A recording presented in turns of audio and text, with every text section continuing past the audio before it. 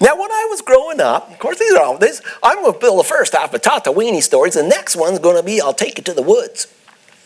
Now, when I was growing up, we could pretty easily find free entertainment when I was a kid. And one of the best ways was an auction, going to an auction. Now, farm auctions were good, but there was an auction house up at Katie's Falls, and I swear to God, I ain't making this up, called Hicks Commission Sales.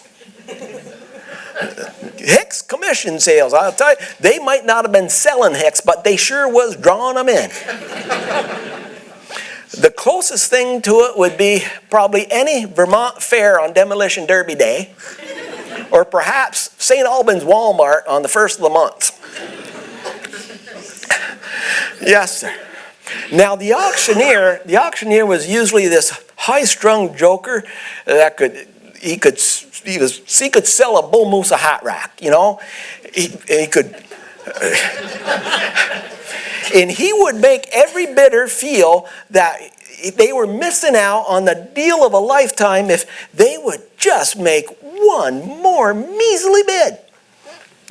And he also had the innate ability to spot the subtle bidding signals that those old crusty hay shakers and stump jumpers would use to place their bids. Now, it could be just, a scratch of the jaw or maybe just a raise of the chin or something. And it was this ability, and with a little bit of my help, that almost wound up my buddy Kirk Perkins owning a silage wagon. We was at Armin St. Dennis's auction there next door to my buddy's farm, Kirk Perkins' farm there. He was 16, I was 15, but he was a big husky farm kid. He had bushy sideburns and everything, and he kind of looked like a pimply Roy Clark on Hee Haw, you know. And anyway, we was sitting back on this hay wagon behind the crowd, sitting there, and they started taking bids on the silage wagon. And I see a hornet laying on Kirk's hat, and he was scared to death of bees. And I said, "Kirk, hornet just laying on your hat side your head." And he took a swing at it, and the auctioneer goes, "I got 200 on the hay wagon back there."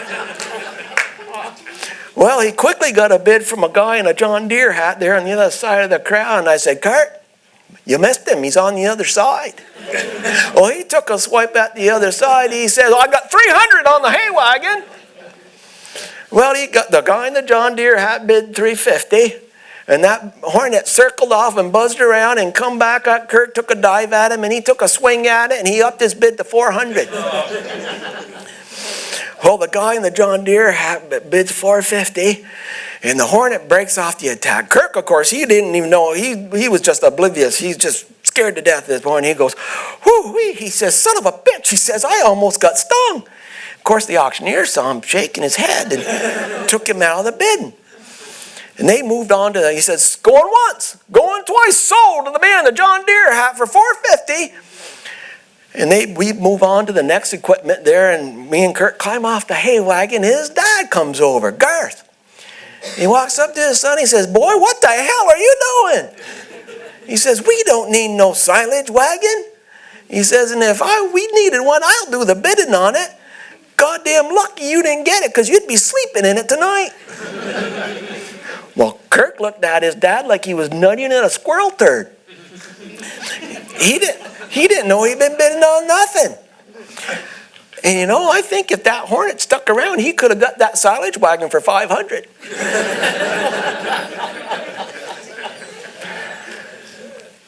My dad would get stuff at Hicks's auction, go up there during deer season and stuff with his buddies, and I think they'd get a little liquored up sometimes because he'd come home with some strange shit.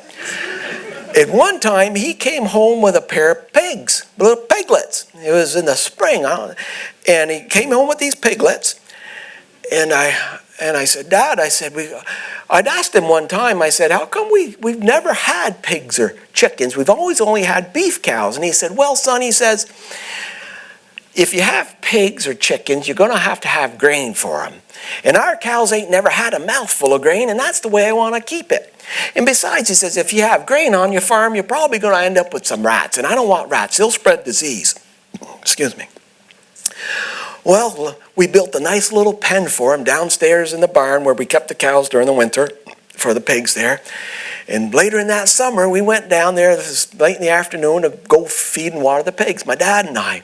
And we walked down the stairs into the barn, and we turned the corner. The water pump is underneath the stairs going down in. It's all boxed in, insulated to keep it warm so it won't freeze up.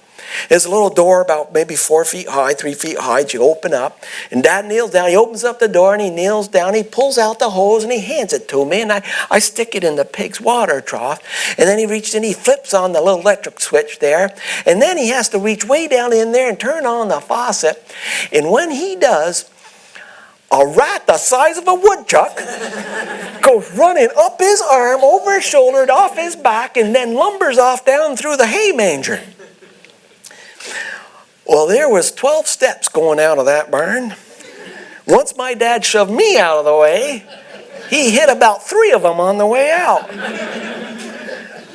And when I climbed out of there, I look and my dad is just as white as a ghost, and he's shaking like a dog passing a pine cone.